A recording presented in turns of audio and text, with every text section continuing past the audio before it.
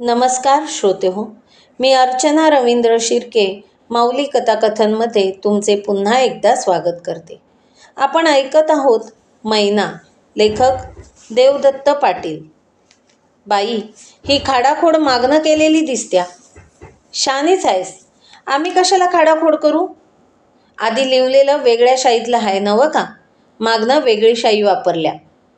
ह्या म्हणण्याला काय अर्थ आहे बाई? आमच्यावर भलता आरोप करतेस तू. सरपंचांना विचार पाहिजे तर.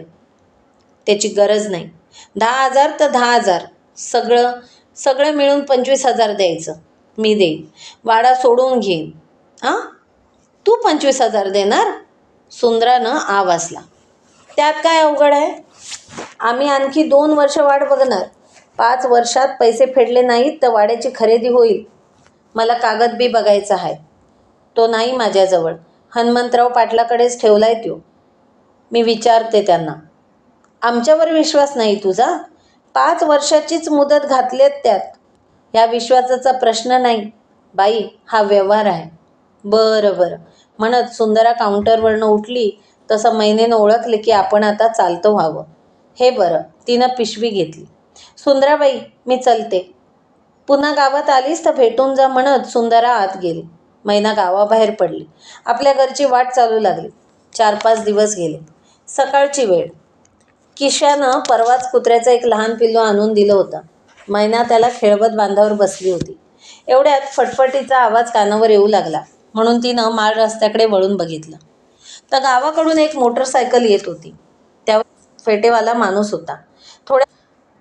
थोड्याच वेळात मोटरसायकलीवरचा माणूस स्पष्ट दिसू लागला. मैनेनं त्याला ओळखलं. गावडीचा सरपंच हनुमंतराव पाटील. तिनं पदर डोक्यावरून नीट घेतला. कुत्र्याला उचलून छातीशी घेतलं. ती झोपडीत गेली. कुत्रं खाली ठेवून घोंगडं टाकलं. हनुमंतरावनं मोटरसायकल बांधापलीकडे उभी केली आणि तो बांधावरनं चालत येत होता. या. नमस्कार सरपंच. नमस्कार. आईला, मैने, शहरातनं शिकून आलीस वाटतं हे नमस्कार करणं ते. बसा, मी चहा करते. मी चहा घेत नाही. बरं कर, चहाच कर. एखाद दिवस घेतला चहा तर काय बिघडत नाही. मैना आत गेली. चूल पेटवली. चहाला ठेवलं. ती दाराशी येऊन थांबली. आज इकडं कसं काय तुम्ही? ते बी एवढ्या येरवाळी? आता हाय का? सुंदराबाईनं सांगितलं तू मला बोलवल्यास म्हणून. आणि तूच विचारतेस इकडं कसं काय? मी बोलिवलं? हां होय. म्हणजे तुम्हाला भेटणार हाय असं बोलले होते खरं. पण मीच येणार होते तुमच्याकडं. आता तू माझ्याकडे आलीस काय आणि मी तुझ्याकडे आलो काय? एकच की. भेट झाल्याशी कारण. हनुमंतरावनं फेटा काढून बाजूला ठेवला. गळ्यातल्या चेनशी एका हातानं चाळा करीत तो मैनेकडे बघू लागला. तू माझी आठवण काढलीस म्हणजे माझ्यावर उपकारच की. तो हसत बोलत होता. तुला मदत करणारी माणसं वेगळी. तुला कोणाचा आधार नाही म्हणून सगळं गाव तुला मदत करायला धावून येते. तुझ्या बापाचं शेत घाणवट ठेवून घ्यायचा गुन्हा आम्ही केला म्हणजे आम्ही तुझ्या विरोधी पार्टीचं झालो. मग तू कशाला आमच्याकडे मदत मागशील? म्हणजे मला खरं तर तोंडावर बोलायची सवय आहे म्हणून बोलतो. तसं काय नाही सरपंच साहेब. आबा आजारी असताना तुम्ही पैसे दिले ही माणुसकीची गोष्ट झाली. तुम्ही गुन्हा केला असं मी नाही म्हणणार. पण लोक बोंबलतात की. काय वाट्टल ते बोलतात. लोक म्हणजे तर कोण? तर तो भीम्या आणि दादा चव्हाण. किशा तर मला शिव्या देत होता असं कानावर आलंय माझ्या. किशा का शिव्या देईल तुम्हाला? लोक काय सांगतात तिकडं नका लक्ष देऊ. तुम्ही या गावाचं सरपंच. तुम्ही सगळ्यांनाच सांभाळून घ्यायला पाहिजे. सगळ्यांना सांभाळून घेतलं नसतं तर मी 2दा सरपंच म्हणून निवडून आलो असतो का? अडीअडचणीत लोकांना उपयोगी पडतो. संकटात मदत करतो म्हणून गावकरी निवडून देतात, मान देतात. हवालदार आजारी पडल्यावर मी त्याला विक्रमनगरात हॉस्पिटलात ॲडमिट केलं. तो जाधव आणि चव्हाण कुठे गेलते त्यावेळेला? बापू शेलारानं तुझ्या आजीला घरात ठेवून घेतलं आणि बिन औषध पाण्याचं मरू दिलं. चहा आणते म्हणत मैना आत गेली. थोड्या वेळानं चहा घेऊन आली. हनुमंतरावाच्या हातात चहा दिला. कुत्र्याचं पिल्लू आलं आणि तिच्या पायाशी उभं राहिलं. तिनं त्याला उचलून घेतलं आणि त्याच्या डोक्यावरनं पाठीवरनं हात फिरवीत ती परत दारात उभी राहिली. हनुमंतरावानं चहाचा घोट घेतला. वा, फर्स्ट क्लास. तो प्रसन्न मुद्रेनं उद्गारला. असला चहा कोणी मला आधी पाजवला असता तर कॉफी आणि दूध पीत बसण्यापेक्षा चहाच कायमचा घेतला असता. त्यानं पुन्हा चहाचा भुरका मारला. मैने, ही कला मुंबईत शिकलीस वाटतं. मैनेनं स्मित हास्य केलं. तू घेतली नाहीस चहा? सकाळी घेतलाय की. असं कसं? आमच्याबरोबर घ्यायला नको? हा अर्धा कप घे तू. मला नको. सारखं चहा पिणं नाही आवडत. अगं घे, अर्ध्या कपानं काय बिघडतंय, म्हणत त्यानं चहाचा कप तिच्याकडे धरला. तिला नाईलाजानं तो कप घेणं भाग पडलं. तू मला परकं मानू नको मैने, मी तुझ्या पाठीशी आहे. काहीही अडचण आली तर मला सांग. मैनेनं मान डोलावली. कुत्र्याला खाली सोडलं. कपातला चहा एका घोटात पिऊन टाकला. कपबशी आत ठेवून आली. तुझा नवरा आला तर म्हणा, तुझ्याबरोबर भांडल्याचं कळलं. वय, गेला लगेच. पुन्हा त्यानं काय त्रास दिला तर मला सांग. तंगडच मोडतो त्या सांडसुक्काळीच्याचं. मुंबईत लय जाच केला म्हणं तुला. मला आधी कळलं असतं तर मुंबईला येऊन त्याला पायतानानं ठोकलं असतं. तुम्ही आबासाठी किती खर्च केला सरपंच साहेब? 5,000. सगळा हिशोब ठेवलाय मी. तुला खरं सांगतो मैने, पैशाच्या बदली रान लिहून घ्यायचं माझ्या मनात अजिबात नव्हतं. पण तुला तुझ्या बापाचा स्वभाव ठाऊक आहे. लई अभिमानी हवालदार. मला कुणाची भीक नको म्हटला. रानावर पैसे देणार असला तर द्या, नाहीतर नको म्हटला. मग मी तरी काय करणार सांगा की. तुम्ही चुकीचं केलं असं मी नाही म्हणत. तू असं रानात घर बांधून राहणार असल्याचं मला कळलं तेव्हा माझ्या वाड्यातच तुझी राहण्याची सोय करायचा विचार होता माझा. पण आणि विचार केला, उगीच लोकांना बोलायला तो एक विषय होणार. लोकांची नजर काय साफ असते का? त्यांना वाईट तेवढं दिसतं. आता तू इथं राहिलीस तरी तुला भ्यायचं कारण नाही. मी तुझ्या पाठीशी हाय म्हटल्यावर तुझ्याकडे वाकडा डोळा करून बघायची हिंमत होणार नाही कोणाला. सरपंच साहेब, सुंदराबाई म्हणत होती तो घाणवटीचा कागद तुमच्याकडे आहे. हाय की. मी मुद्दामच माझ्याकडे ठेवून घेतलाय तो कागद. त्या लंगड्याचा आणि सुंदरीचा काय भरोसा नाही. ती काय विश्वासाची माणसं नव्हत. मला तो कागद बघायचा होता. हां हां, सुंदरी बोलली मला तू लिहायला वाचायला शिकल्याचं. तुला दाखवीन तो कागद पुन्हा येईन तवा. त्या कागदात तसं काही विशेष नाही. हवालदारानं 7 वर्षात 25,000 नाही परत केले तर वाडा लंगड्या म्हैसाळकराचा होणार. आता 3 वर्ष झालीत, म्हणजे अजून 4 वर्षाची मुदत आहे तर. सुंदराबाई म्हणत होती 2च वर्ष. तिनं तर कुठं कागद नीट वाचलाय. मी सुद्धा विसरून गेलो होतो मुदत किती आहे ते. 25,000 परत करणं हवालदाराला शक्यच नव्हतं. आम्ही म्हटलं झाली ती खरेदीच. पैसा परत येईल असं वाटलंच नव्हतं. तुला जमल ते? कसं जमणार? ह्या माळ रानात पिकणार किती आणि तू त्यातलं विकणार किती? कसं फेडणार हे पैसे? बघू कसं काय जमतंय ते. आणि हे बघ, माझ्याकडं अडीअडचणीला पैसा अडका मागायला अनुमान करू नको. तुझे माझे संबंध चांगले राहिले तर गावंढरीचं उत्पन्नसुद्धा तुला देईन. आपण एखाद्या माणसाचं चांगलं करायचं मनावर घेतलं की फायदा तोट्याचा हिशोब करत नाही. आणि आपल्या माणसांचं चांगलं नाही करायचं तर करायचं तरी कुणाचं? मग तो कागद? अगं कागद काय, पाहिजे तेव्हा आणून दाखवतो. तुझी काळजी मला घेतली पाहिजे. 2-4 दिवसातनं एकदा का होईना, पण न चुकता इकडं चक्कर टाकीन. आणतोय एक दिवस तो कागद. हनुमंतरावनं फेटा सावकाश उचलून डोक्यावर नीट बसवला. मैनेकडे बघून हसत म्हणाला, तुला ठाऊक असेल, मी सुद्धा शिकलेला गडी आहे. पण ते पॅन्ट आणि मेनले ह्यांची आवड नाही मला. या गावात राहायचं तर शहरी नखरे करून कसं चालत? धोतर फेट्याची शोभा काय त्या सूट पॅन्टात आहे? बरं, बघूया तुझं घर, म्हणत हनुमंतराव उठून दाराकडे आला. तसं मैनेला बाजूला होऊन त्याला वाट देणं भाग पडलं. हनुमंतराव थोडं वाकून आत गेला. थोडं पुढे जाऊन त्यानं झोपडीच्या अंतर्भागावरनं एक नजर फिरवली. काय हे मैने, जर्मेलीची भांडी आणि गाडकी मडकी कशाला भरलेस? जग सगळं स्टीलची भांडी वापरायला लागले.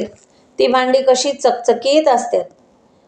तुझ्यासारखं मुंबईत राहिलेल्या बाईनं गाडगी मडकी वापरणं शोभत नाही बघ. मी आता विक्रमनगरला गेलो की आणतो स्टीलची ताट वाट्या आणि पेले. नको सरपंच साहेब, गरिबाच्या झोपडीत स्टीलची भांडी कशाला? मी हाय त्यातच समाधानी हाय. ते झालं ग, पण आम्ही समाधानी असायला नको का? बोलत बोलत तो बाहेर आला. बरं मग येतो आम्ही. हनुमंतरावानं तिला एकवार डोळे भरून पाहिले आणि निरोप घेतला. आणि मग एक दोन दिवस आडानं हनुमंतरावाचं त्या माळ रानाकडं वेळी अवेळी येणं सुरू झालं. एका भेटीत त्यानं कागदही आणून दाखवला. त्यात 7 वर्षाची मुदत लिहिली होती आणि 25,000 देणे रक्कम होती. हनुमंतरावाचा कावा मैनेच्या लक्षात यायला उशीर लागला नाही. निराधार मैनेच्या हिताची आपल्यालाच काळजी आहे आणि आपणच तिला आधार देणार आहोत अशी त्याची भूमिका होती. तसं तो मैनेला दर्शवित होता. तिच्याशी तो फार जिव्हाळ्यानं बोलत होता. तिनं नको नको म्हटलं तरी काही ना काही वस्तू आणून देत होता. स्टीलची भांडी आणली, स्टोव्ह दिला, साडी आणली, ब्लाऊज पीस आणले, सुंदर मोठासा आरसा दिला. एक दिवस म्हणाला, तुला तोळ्याची अंगठी करून देतो. तेव्हा मात्र मैनेनं निक्षून सांगितलं, मला नको. तू धना हवालदाराची लेक शोभतेस खरं, तोही असाच अभिमानी, पण तुला गरजेच्या गोष्टी देतोय ते काय मी पदरचा देतो का? तुझं शेत मी खातो, त्यातल्या उत्पन्नातनंच हा खर्च करीत असतो मी. खरं म्हणजे हा पैसा तुझाच आहे. हे हनुमंतरावाचं बोलणं. मैनेला सुचेना की ह्या दांडगेपुराचा कसा बंदोबस्त करावा. तो आपल्यावर जाळं टाकतोय हे तिला कळत होतं. त्याचे डोळे तर त्याची अपेक्षा स्पष्टपणे व्यक्त करीत होते. पण मोठ्या धीराचा धूर्त नि कावेबाज होता हनुमंतराव. सावज बुजू नये म्हणून किती चलाखीनं जाळं पसरत होता. घिसाडघाई केली, दांडगावा दाखवला, बळजोरी केली तर सावज कायमचा हातातून निसटल याची त्याला कल्पना होती. पाखरू कसं अवचित जाळ्यात पडलं पाहिजे. मैना हे ओळखून होती, सावध होती, पण उघडपणे त्याला धुडकावून लावणं धोक्याचं होतं.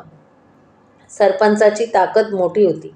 शिवाय तो काही क्रूर, उलट्या काळजाचा, दुष्ट खलनायक नव्हता की ज्याच्या विरुद्ध सगळे गावकरी सात्विक संतापानं उठाव करतील. तो तसा 4 लोकांची मर्जी सांभाळून होता. उघड अत्याचार करून लोकक्षोभाला कारणीभूत होणं, बहुसंख्याकांचा राग ओढवून घेणं आणि स्वतःचं नुकसान करून घेणं मूर्खपणाचं आहे हे तो जाणत होता. स्वार्थ तर साधायचा, पण कुणाला दुखवायचं नाही. गोडी गुलाबीनं काटा काढायचा, उठसूट बळाचा वापर करायचा नाही. मात्र विशेष प्रसंगासाठी बळ राखून ठेवायचं. या त्याच्या स्वभावामुळे गावडीकरांना जिंकणं त्याला सोपं गेलं होतं. 2 निवडणुकीत तो सहजपणे निवडून आला होता आणि बिनविरोध सरपंच झाला होता. अशा माणसाच्या विरोधात आक्रस्ताळेपणानं उभं राहणं हिताचं नव्हतं. शिवाय त्यानं अजून उघडेपणे आपला हेतू बोलून दाखवला नव्हता की अतिप्रसंग केला नव्हता. तो केवळ सलगी वाढवत होता आणि अप्रत्यक्षरित्या तिच्यावर कब्जा मिळवण्याचा प्रयत्न करीत होता. अशा माणसाला दूर कसं ठेवायचं हा भलताच कठीण प्रश्न मैनेपुढे उभा होता. हनुमंतरावाचं मंगोबाच्या माळ रानाकडे मोटारसायकलीवरनं येणं जाणं वाढल्याचं गावडीकरांच्या डोळ्यावर आलं होतं आणि हनुमंतराव मुद्दामच हे प्रकरण लोकात अशा रीतीने पसरवित होता की त्यांना वाटावं मैनेचं आणि हनुमंतरावाचं सूत जुळलंय. दोघं एकमेकांवर लट्टू झालेत. मैनेचा सगळा खर्च तोच चालवतोय. लोकांना यात विशेष वेगळं काही वाटत नव्हतं. सगळं स्वाभाविक वाटत होतं. ऐन जवानीत नवऱ्याच्या जाचाला कंटाळून पळून आलेली मैना, तिनं आपली जवानी का म्हणून तशीच जाळावी? आपल्या घ्यायची भूक तिनं भागवली तर बिघडलं कुठं? आज ना उद्या हे घडणारच होतं. ते थोडं लवकर घडलं एवढंच. बरं, तिचं कुणी रक्ताचं नाही की नात्या गोत्याचं? अशा बाईला एखाद्या पुरुषाचा आधार नको? झाडाच्या आधाराशिवाय बेल उभी राहीलच कशी? आणि हनुमंतरावाचं म्हणाल तर सरपंच पाटलानं भानगडी लफडी नाहीत करायची तर काय तराळानं करायची? पाटील म्हटला की तो बाई ठेवणारच आणि त्या दोघांचं झेंगाट जमत असेल आणि दोन्हीकडनं खुशीचा सौदा होत असेल तर आपण काय म्हणून त्यात बिब्बा घालायचा? पाप करावं. एकूण काय, धन्वंतालागी सर्व मान्यता आहे जगी. हे तत्त्व हनुमंतरावांच्या बद्दल खरंच म्हणायचं. किशाला हनुमंतरावाच्या माळावरच्या फेऱ्याबद्दल कळलं. त्याच दिवशी त्यानं मैनेची गाठ घेतली होती. तेव्हा श्रावण सरत आला होता. मैनेच्या रानात जुंधळा ताडमाड लागला. भुईमुगाच्या वेलींनी सगळं रान हिरव्या गालिच्यानं मढवून काढलं होतं. जुंधळ्याचं पीक ऊसफडासारखं घनदाट लागलं होतं. भुईमुगाच्या वेलीवर तांबूस पिवळ्या फुलांची गर्दी झाली होती. येणारी जाणारी माणसं त्या माळ शेतातलं पीक बघून थपकत होती आणि माळावर सोनं पिकलेलं बघून आश्चर्यानं तोंडात बोटं घालत होते. किशा आला तेव्हा मैना बांधावरचं गवत कापत होती आणि कुत्र्याचं पिल्लू तिच्याजवळच पळापळी खेळत होतं. किशा, हे कापलेलं गवत घेऊन जा तुझ्या चित्राबांना. मी गवत न्यायला नाही आलो. मग? तिचं खुरपं थांबलं आणि मुद्रा प्रश्नांकित झाली.